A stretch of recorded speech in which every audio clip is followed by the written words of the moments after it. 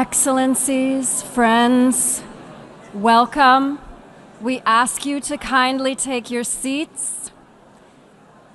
Excellencies, friends, please, if we could kindly ask you to move to your seats. We'll be starting the commemoration very shortly. Excellencies, friends, please do move to your seats.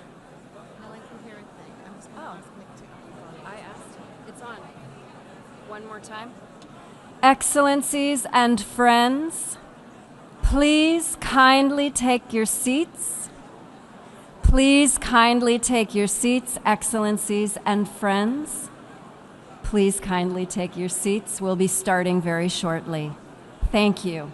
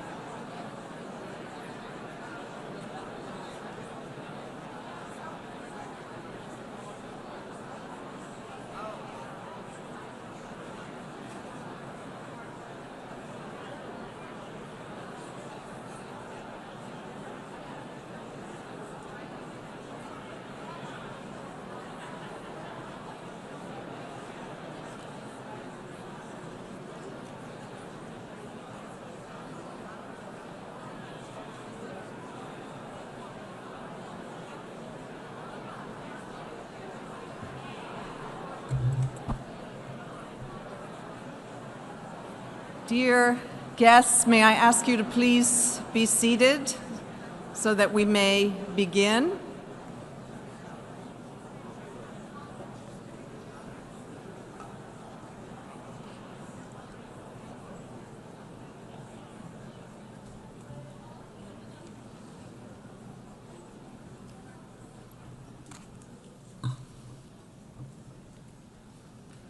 Thank you for taking your seats.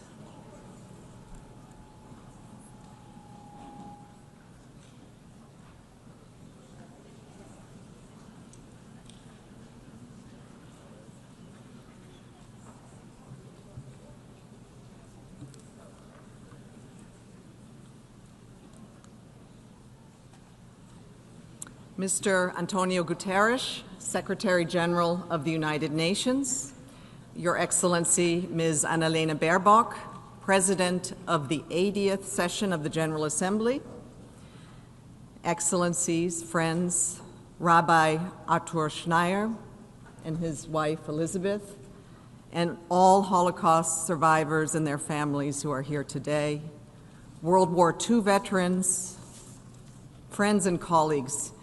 For those of you who don't know me, my name is Melissa Fleming, and I lead the Department of Global Communications. And it is my honor to welcome you to the annual observance of the International Day of Commemoration of the Victims of the Holocaust. We express our deep gratitude to the survivors who are joining us today on this solemn occasion. Dear survivors, may I ask you to please raise your hand so that we can acknowledge you.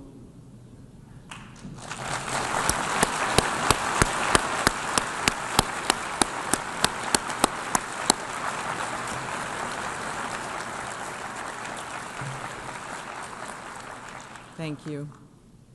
Dear guests, on the 27th of January 1945, the Soviet Army liberated Auschwitz-Birkenau, the largest Nazi death camp. One soldier, Officer Vasily Davidov, wrote, "Wherever one looked, one saw piles of human bodies. In some places, the former prisoners, looking like living skeletons, sat or lay around. Many of them could not be helped. A few who could still walk took us around the camp and told us what happened there. It is impossible to describe everything that we saw there."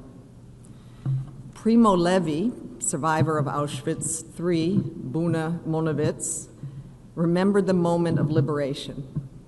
"In the very hour in which every threat seemed to vanish, I was overcome by a new and greater pain, the pain of exile, of my distant home, of my loneliness, of friends lost, of youth lost.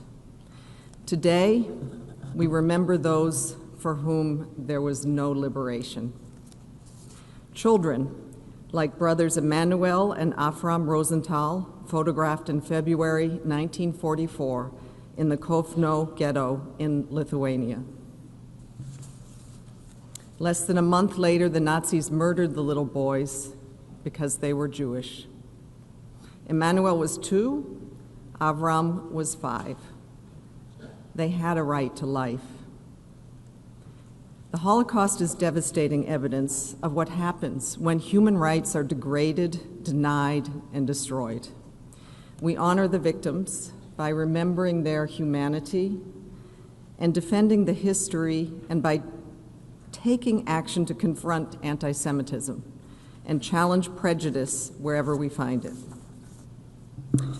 May I ask you now, you all have candles in front of you. I think many of you have already turned them on, but those of you who haven't, please turn on your candles and join me in a moment of silence and reflection in remembrance of the victims of the Holocaust. And to those who are able, could I kindly ask you to stand up?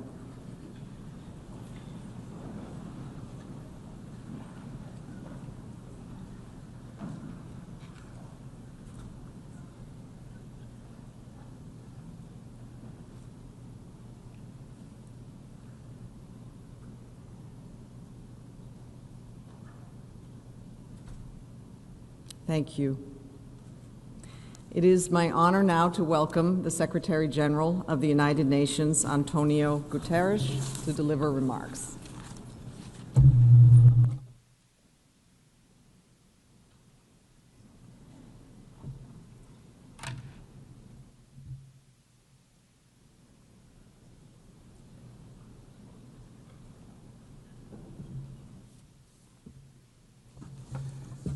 Excellencies, dear friends, I am deeply honored to join you and humbled by the presence of Holocaust survivors and their families.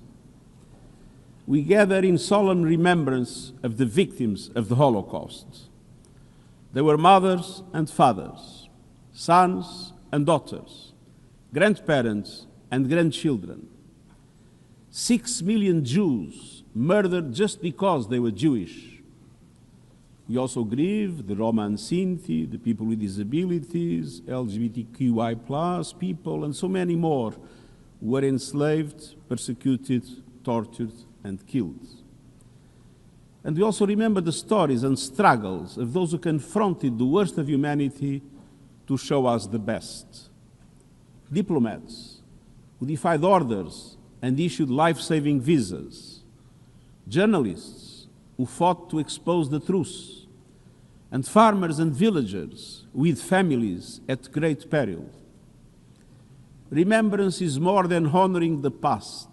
It is a duty and a promise to defend dignity, to protect the vulnerable, and to keep faith with those whose names and stories we refuse to forget. The Holocaust, after all, is not only history, it is a warning that hatred, once unleashed, can consume everything. Excellencies, dear friends, today that warning feels more urgent than ever. Anti-Semitism around the world is raging. Jewish communities live in fear. Synagogues attacked, families shattered, vile anti-Semitic hatred racing across cyberspace. We are haunted by the horrific terror attack of October 7, which I once again categorically condemn, along with the taking of hostages and the acts of hatred targeting Jews around the world in recent years, and indeed in recent weeks. But coming together as we have come today to commemorate the victims of the Holocaust fills me with hope. I see the power of humanity in all of you. I see the courage of survivors who turned pain into purpose. I see the commitment of young people of every faith and nation standing together against hate. I see the strength of solidarity when communities unite. You are here because you choose hope over hate. You choose remembrance as a living force, a shield against prejudice, a spark for justice, a pledge to protect every human being. Excellencies, dear friends, this show of unity is more important than ever, because we know the Holocaust is a stark demonstration of the dangers of unchecked hatred. The Holocaust did not begin with killing, it began with words. Its architects telegraphed their evil intentions. They deliberately spread a hateful supremacist ideology that preyed on fear and economic despair. This powerful engine of hate was given fuel through the systematic dismantling of democratic institutions, the stifling of the press, the persecution of civil society, the corruption of courts, and the erosion of the rule of law. It included the mastery of the technology of the time, controlling information, deploying propaganda and manipulating public discourse, spreading anti-Semitic and racist hatred with devastating efficiency. And we must never forget the painful truth that Jewish families who sought refuge were met with the cold shoulder of indifference, closed borders, and bureaucratic barriers. This dark chapter of our common history reveals sobering truths. When those with power fail to act, evil goes unpunished. When the past is distorted, denied, and weaponized, hatred and prejudice fester. When words become weapons, lies, conspiracies, the casual joke and the coded slur can grow until the unthinkable becomes policy and violence. So let us together pledge to stand against anti-Semitism and all forms of hatred, and against bigotry, racism, and discrimination anywhere and everywhere. Excellencies, dear friends, this is the 10th time I have the privilege as Secretary General to address you on this day of remembrance. For me, Holocaust remembrance and the fight against the ancient poison of anti-Semitism is not abstract. It is personal. One of my personal achievements as Prime Minister of Portugal was working with Parliament to adopt a decree that revoked the 16th century expulsion of Jews from my country. I am happy to see tens of thousands of descendants of those expelled families regaining Portuguese nationality. This was a symbolic step, but one that demonstrated the importance of acknowledging the depth of our remorse, even remorse for the crimes of our country, remorse for the past, and our commitment to build a better, more inclusive future. A commitment that goes to the core of what brings us here today in memory of the victims of the Holocaust. As Secretary General, I remember standing in Yad Vashem, confronted by the immense weight of memory and the countless lives extinguished in the darkness of hatred. I've prayed together with the Jewish community in the aftermath of atrocious acts of violence and anti-Semitism. And I have heard testimonies from Holocaust survivors about their experiences that began with a knock on the door and ended with lives erased.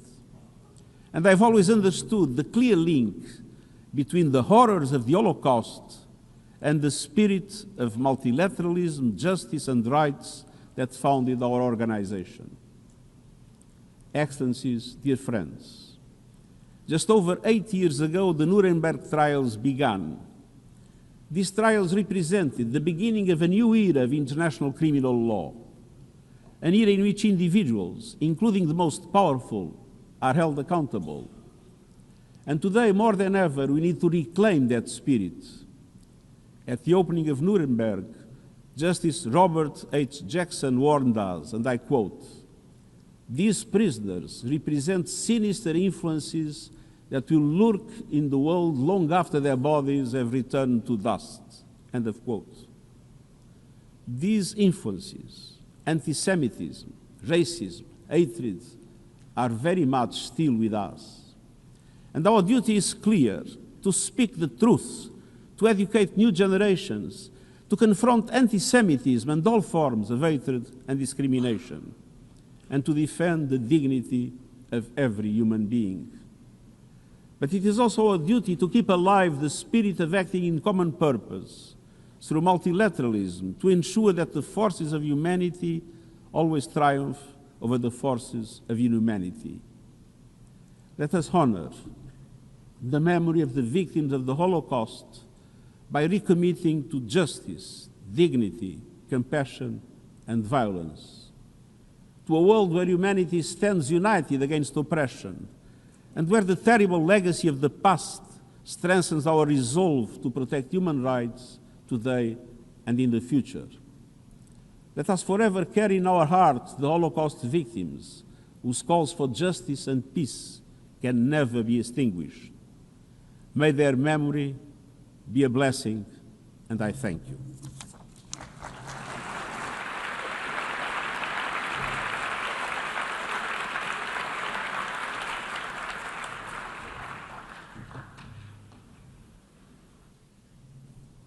I thank the Secretary General, Guterres, and it is my honor to invite Her Excellency, Ms. Annalena Baerbock, President of the 80th session of the General Assembly, to deliver remarks.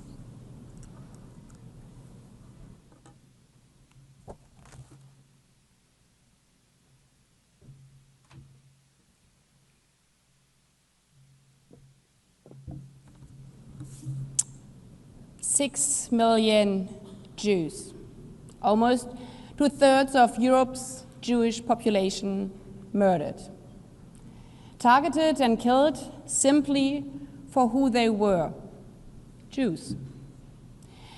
Millions more, including Roma and Sinti, people with disabilities, LGBTQ+, killed in cold blood, being described by Nazi Germany as asozial, not worthy of life. Human beings inflicted these horrors upon other human beings, made possible by dehumanization that allowed unimaginable cruelty to become routine, what Hannah Arendt called the banality of evil. Mr. Secretary General, Excellencies, Rabbi Schneider, ladies and gentlemen, and especially distinguished Holocaust survivors, Mrs. Conrad, Mrs. Weinstein, dear Ms. Tomenko, and Ms. Blumenthal-Lazan, who I just met at the corridor and realized that the deportation camp Bergen-Belsen, where she was deported as a child, I visited decades later as a student from my school. Dear Excellencies, dear ladies and gentlemen, on today's International Day of Commemoration in memory of the victims of the Holocaust, it is our duty not only to recommit to the promise of never again, a promise that is etched into the very DNA of our United Nations, its charter and its Universal Declaration of Human Rights. But it's also our duty to speak out, even louder than before, when signs of dehumanization emerge again. As the Holocaust did not begin with gas chambers. It began with words and with laws, with singling out Jews just because they were Jews, with synagogues burned, and with neighbors who chose silence when the Jewish store next door was boycotted, and when the owner was dragged out from his home with his little girl. As Holocaust survivor Simon Wiesenthal said, "For evil to flourish, it only requires good men to do nothing." A quote you can also find at the memorial site of the former concentration camp Auschwitz. And given that we are living in times with shockingly high levels of anti-Semitism and Holocaust denial, just these days, a study came out from UNESCO that in 3/4 of every classroom in Western Europe, you see anti-Semitism these days. I'm very thankful to the mission of Poland and Germany, who will enable us to have a live virtual guided tour of the different sites of Auschwitz-Birkenau tomorrow here at the United Nations at 8:30 a.m. in the Trusteeship Council chamber. In times where people deny that Auschwitz even happened, a guide at Auschwitz will take us to the piles of millions of shoes being exposed there. Shoes like yours, big and small, brown little shoes of girls, sandals like our own daughters would wear, torn off from the little Jewish girl taken from her home, torn off from her alongside her clothes, her hair, stripping away every shred of humanity before sending her with millions to the gas chamber. Think of these shoes, the shoes of the little Jewish girl she once wore. Every time you hear and see the warning signs of what made the Holocaust possible once, in rhetoric of us versus them. The dehumanization of people, putting Jews against others. This means not turning a blind eye to anti-Semitism in all its different forms. When more than 1,400 Jews were murdered, slaughtered, and kidnapped at the Nova Music Festival, in their kibbutzim, at their homes, on the 7th of October. Or when you read an online post denying that the Holocaust happened. But also, when your colleague is afraid to show her Star of David necklace. And also, when your neighbors are faced with racial profiling, with Islamophobia, with sexism, with homophobia. Because questioning the rights of some simply for who they are, where they come from, or what the color of their skin is, has all the same end: dehumanization, which eventually spreads to all. As back then, German pastor Martin Niemöller warned and engraved at the Holocaust Memorial in Boston, Massachusetts, in a longer version, I quote, "When they came for the Jews, I did not speak up. I wasn't a Jew. When they came for the Catholics, I did not speak up. I was a Protestant. When they came for me, no one was left to speak up." Never again is not a slogan. It's a duty to speak up and to stand up, to defend the dignity and human rights, not of some, but of every member of our human family, everywhere, every day.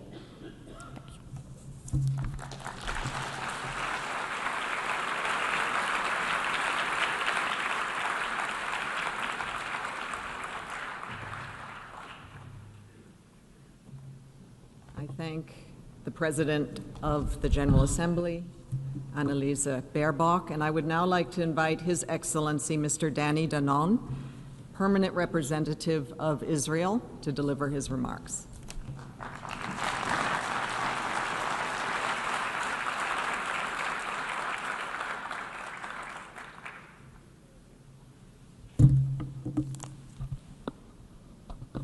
Esteemed Holocaust survivors, UN Secretary General Guterres, President of the General Assembly, Ms. Baerbock, US Ambassador to the UN, Ambassador Waltz, Rabbi Schneier, distinguished guests. We are gathered here today to remember the Holocaust, the deliberate murder of 6 million Jewish men, women, and children by the Nazi regime and its collaborators. Alongside them, millions of others were murdered. It was the darkest chapter in human history. We remember because memory matters, because education matters, because honoring the victims matters. We remember here in the UN General Assembly because the UN itself was founded from the ashes of that destruction. But let me be honest with you. Today, remembrance alone is not enough, because while we remember, Jews are attacked. While we speak, hatred spreads. Words, slogans, and statements have failed to stop the violence. I stand before you as Israel's ambassador to sound the alarm. The time for talk is over. The time for action is now. In recent years, we have heard many warnings from this podium about the rise of anti-Semitism, about dangerous lies, about how hatred begins with language. Those warnings are right, but they ring hollow when the lies that fuel anti-Semitism are allowed to spread, including here, in this building, in the UN. When false narratives are repeated in this chamber, they do not stay here. They spread across the world with the rubber stamp of the UN. They harden into belief, they turn into hatred.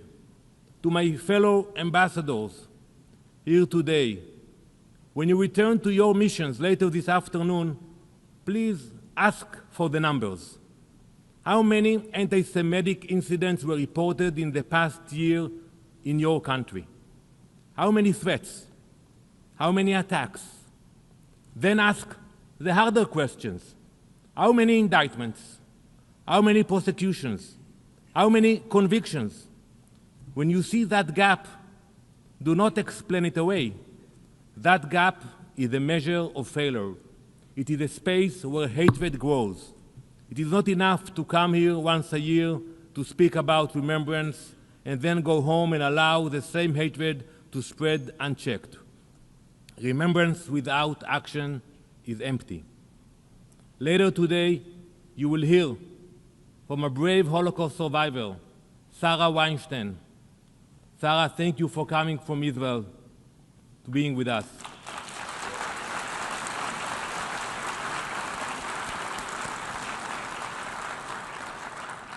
Sarah was just a little girl when the Nazis forced her and her family into a ghetto in July 1941. She survived hunger, fear, and miserable conditions, all because she was Jewish. In late 1942, her family was hidden by a local family who risked everything. Then, a village mob, fueled by anti-Jew hatred, arrived. Shots were fired. Chaos followed. As bullets tore through the room, Sarah's mother threw herself on top of her, using her body as a shield. Her mother was killed protecting her daughter. We wish this were only a memory from the Holocaust. It is not. On October 7th, 2023, Hamas terrorists crossed into Israel. They went house to house, they hunted families, they murdered parents in front of their children. 16-year-old Rotem Matthias survived because his parents died protecting him.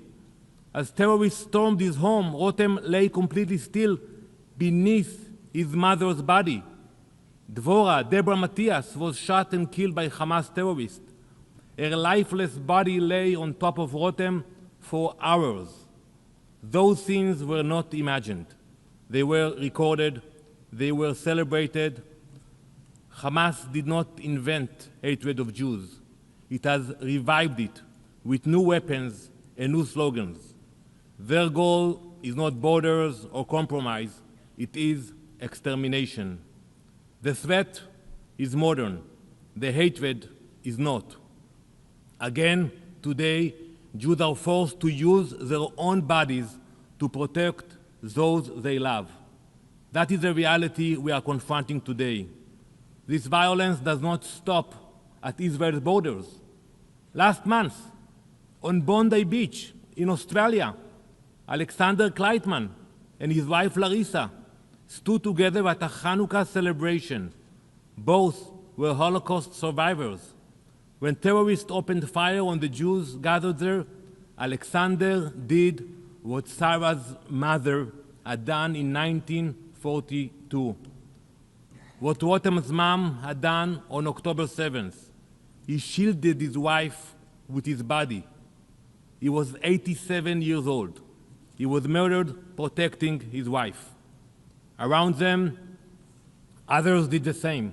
People scrambled to cover children. What we saw was horrific and tragically familiar. This was another massacre targeting Jews. This is not memory. This is now. Bondi was not an isolated act. It followed October 7th, the worst massacre of Jews since the Holocaust. It followed synagogue firebombings. It followed shootings and deadly attacks from Manchester to Washington, from Paris to Sydney. This is not a coincidence. Hatred that begins with words does not remain words. It spreads and it kills. Anti-Semitism did not end in 1945. It adapted. Today, it often hides behind hostility to Israel. We hear it in chants to globalize the Intifada. We see it in calls to boycott Israel. We see it on college campuses where Jewish students are harassed, excluded, and intimidated. This is not protest. This is not free speech. This has a name. The name is anti-Semitism. Targeted violence does not begin with graves. It begins with dehumanization. That is the lesson of the Holocaust. Hatred does not spread on its own. It is enabled. It is legitimized. It is given authority. Especially over the last 2 years, this institution, the UN, has failed that test. We have all seen it. Claims of genocide. A claim made by a senior UN official that 14,000 babies would die within 48 hours. That claim did not come from the fringe. It came from the heart of the UN. It was made without evidence. It was repeated without correction. It traveled the world, stamped with UN credibility. It has consequences. It inflamed hatred. It legitimized lies. It put a target on Jewish communities around the world. Hamas came with the same hatred and the same intent as the Nazis, to murder Jews, terrorize families, and erase entire communities. They slaughtered 1,200 innocent people. They beheaded them. They raped women. They burned children alive. More than 250 people were taken hostage. But unlike 1941, today there is a different reality. We crushed and stopped Hamas's terror machine. We brought home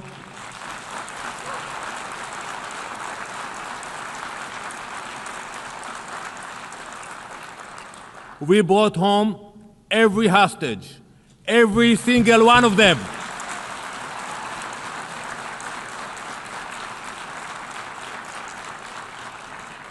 We waited 843 days. Today, the pin finally comes off.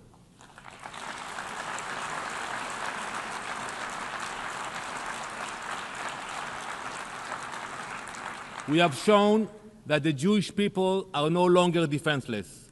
Today, we have our own army, the soldiers of the IDF. The days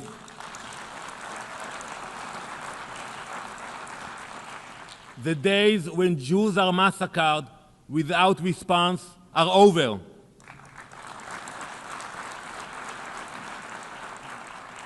Yet, from October 8th, while we were still counting our dead and pushing back terrorists, we faced relentless condemnation from within this institution. Hypocrisy, bias. The campaign against Israel started while Israelis were still being hunted. But despite the double standards, despite the pressure, we stood tall. Our brave IDF soldiers, my son, my daughter, our children stood up and stepped forward to defend our people.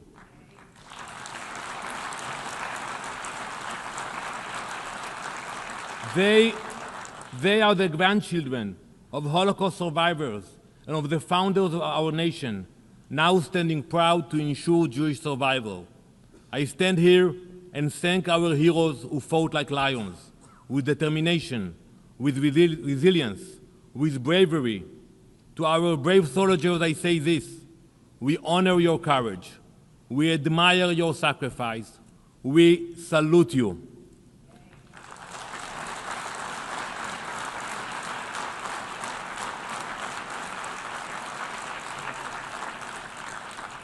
Thanks to you, every Jew feels safer today.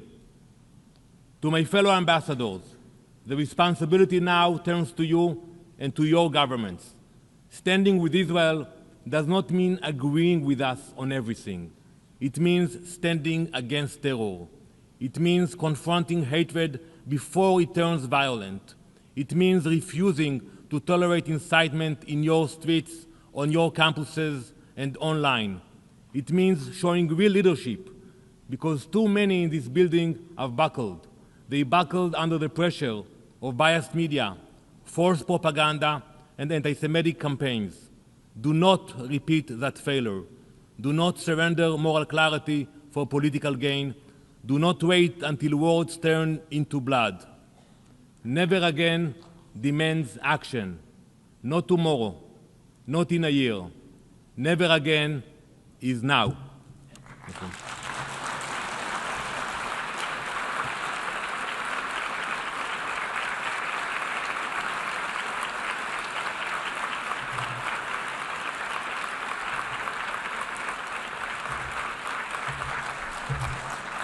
Thank you, Ambassador Danon. I would now like to invite His Excellency Mr. Michael Waltz, Permanent Representative of the United States, to deliver his remarks.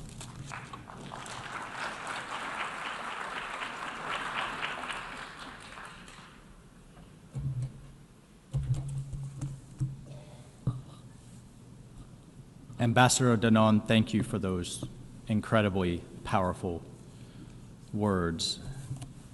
Excellencies, survivors, friends, today the United States of America joins the international community in honoring the memory of those 6 million Jews murdered in cold blood in the Holocaust, including 1.5 million innocent children, and the millions more who were persecuted and killed by the Nazi regime. We remember them, we mourn them, and we recommit ourselves with fierce determination to pursue justice for the victims, for the survivors, and their families. We, the United States, we, the international community, must remain unyielding, unapologetically committed to combating anti-Semitism, not just in the United States, but around the world, including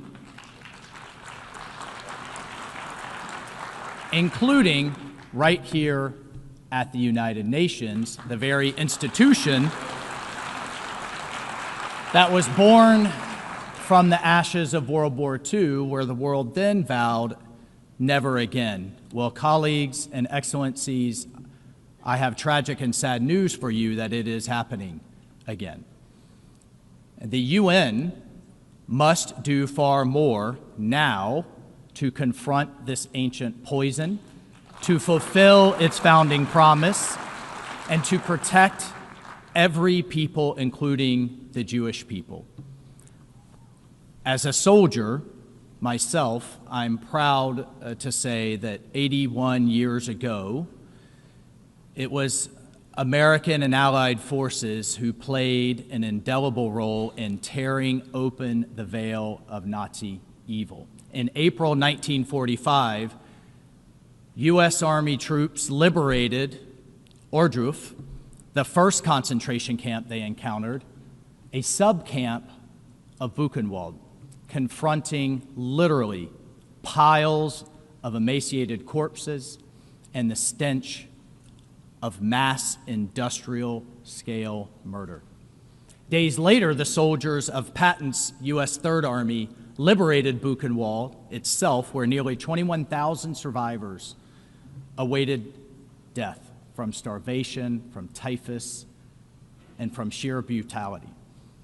And then those same soldiers liberated Dachau, which we should remind everyone wasn't off in the woods or out in some remote place. It was literally across the street. Literally across the street from the city. Those gates in Dachau opened to reveal crematoria ovens, mass graves, and the skeletal survivors, prisoners who had endured an unimaginable torment. Thank God that General Dwight David Eisenhower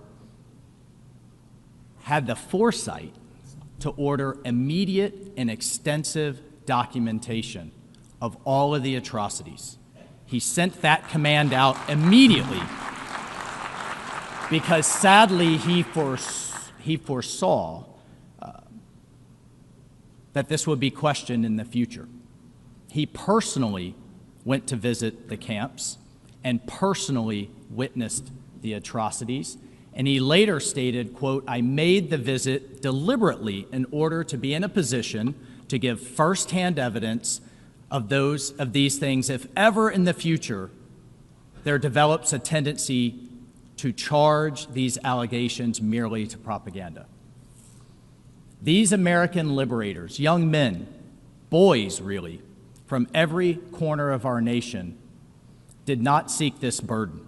And what, as an aside, I want to say that is so unique about the American soldier is they are willing to go all over the world and die for other people's freedom. Those people, those soldiers bore witness so the world could never, ever again plead ignorance. Their courage ended one nightmare and issued that timeless command that we've said today, never again. But never again must be words, it has to be more than words, and it has to be action. And yet today, that command also rings out a warning.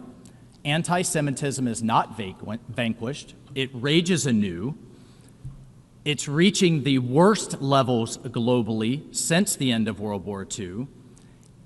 It ignited and accelerated the barbaric Hamas terrorist attacks of October 7th, 2023, when over 1,200 innocents were slaughtered, families were burned, hostages were taken. It was an orgy of hatred that targeted Jews explicitly and unapologetically. The Anti-Defamation League's latest Global 100 Index reveals that almost half of the world's adults now harbor deeply entrenched anti-Semitic attitudes. Combat Anti-Semitism movement documented a staggering 107% increase in global incidences in 2024, not 81 years ago, in 2024. In the United States, the ADL's 2024 audit recorded 9,354 incidents, the highest ever in their 46 years of tracking.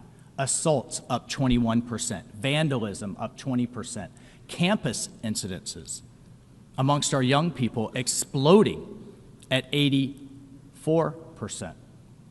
In Europe, the surge has been especially acute. The European Union Agency for Fundamental Rights documented that Jewish communities reported an increase of more than 400% in anti-Semitic incidences, harassment, threats, vandalism, and violence. And this wave of hate has left synagogues under siege. Jewish students, once again, hiding their identity. Whole communities living in fear. I mean, what are we, back in 1933? This is absurd. And we have to call it out. And I commend the United Nations for continuing to hold this event. But it is, look, this is a people that cannot live unless they live within fear. It's families fleeing their neighborhoods. I mean, I've seen synagogues here in the United States with armed guards, armed up like fortresses, and the venomous chants that are echoing in the streets and on our campus. And online. It's Holocaust denial, it's distortion, it's rehabilitation in these historic narratives of Nazi collaborators. It's the manipulation of history right here at the UN and elsewhere. It's all a pretext for hatred. And it leads to things like we just saw at Bondi Beach in December. 15 innocent people murdered during Hanukkah. Elie Wiesel once hoped that anti-Semitism perished in Auschwitz. And sadly, he lived to see its horrific resurrection. We cannot wait for another liberation. So what do we do about it? Like, what do we do?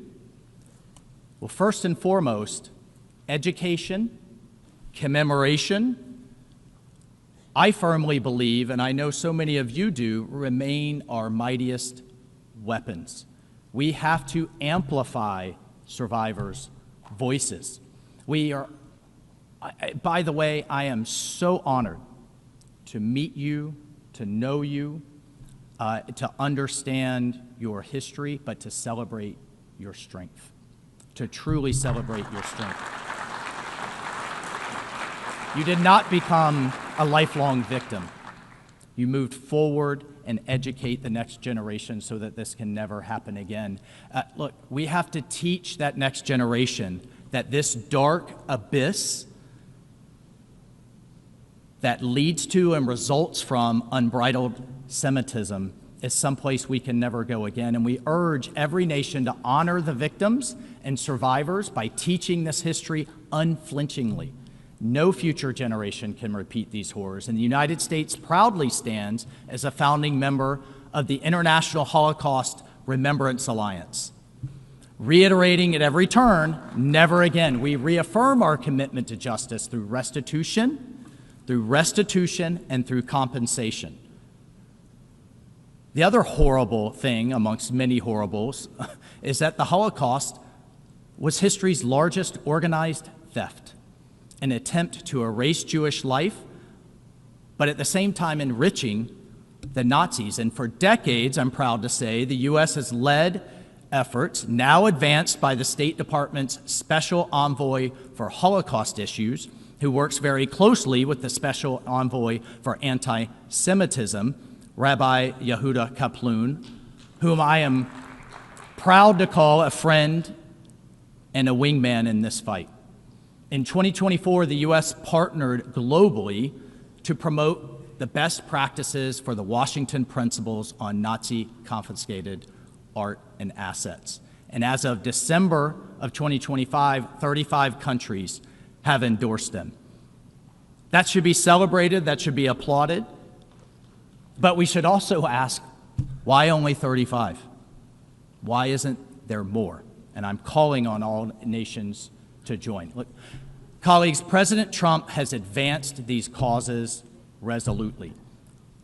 Right out the gate, after his inauguration, he issued executive orders and ordered our entire government, the entire might and weight of the United States government, to combat anti-Semitism aggressively on every front. But, Excellencies, the Holocaust, as we've heard here today, and I just want to reinforce, the Holocaust is not distant history. It is a dire, living warning against efforts to revive this existential threat to humanity. The barbarism of October 7th reminds us how quickly hatred can erupt into mass murder. The future hangs on our choices we make right here today. And on this solemn day, please let us honor the victims through decisive action. What are those actions? Truthful, accurate remembrance and history, rigorous Holocaust education, open the archives, full restitution, and an unbreakable stand against anti-Semitism everywhere and always. May the memory of the victims be a blessing, but a call to responsibility for us all. Never again, starting now. Let's get to work. Thank you so much.